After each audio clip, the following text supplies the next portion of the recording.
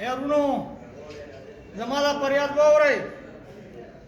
زه زما وړه کوټې والا اوښکلي او ډېر در په در وګرځېدم، شام راله پیدا نه کړله او هر چا راته ووي چې ستا وړه وتي دي، زما د خواښې وړه م وتي دي او زما وړه م وتي دي.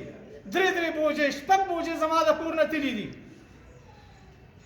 اوس علم خان سره د الله پاک ډېر زیات ښه وکړي، د الله د رضا لپاره نتیلې راکړله او د ده کریم نښه ده.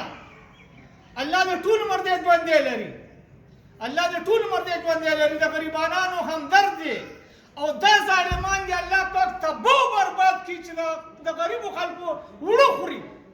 دا خلک دې تباه برباد کړي، الله پاک دې په دوی تندر راوغورځوي د اسمان نه، د اسمان نه دې په تندر راوغورځېږي او الله دې تباه برباد کړي دا خلک. او دا خلک د حکومت دغه ته وایم حکومت ته چې دا خلک ونیسه او په جاري پانسي کوي چې د غریبانانو د یتیمانو د کونډو د رونډو مالونه خوري. دا خلک ونیسه ظالمانو کره. تاسو پر دغه ځای کې ناست او سندرې ویوایي او ټپې ویوایي، د غریبانان تباه برباد شو. تاسو هلته ناست یې بېغمه غړو. مهرباني وکړئ راپاڅئ، د غریبانانو حق تپوس وکړئ.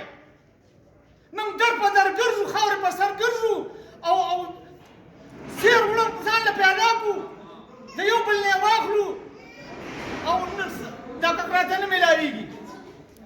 2 سیره او 3 سیره وړه اخلو. علم خان سره دې الله پاک ډېر زیات ښه وکړي. ما له یو تیلې وړه راکړل، 3 وړې راله راکړه. الله دې ورسره ډېر ښه وکړي او ټول عمر به دې الله پاک ژوندی لري، ټول عمر د دې غریبانانو همدرد دپاره.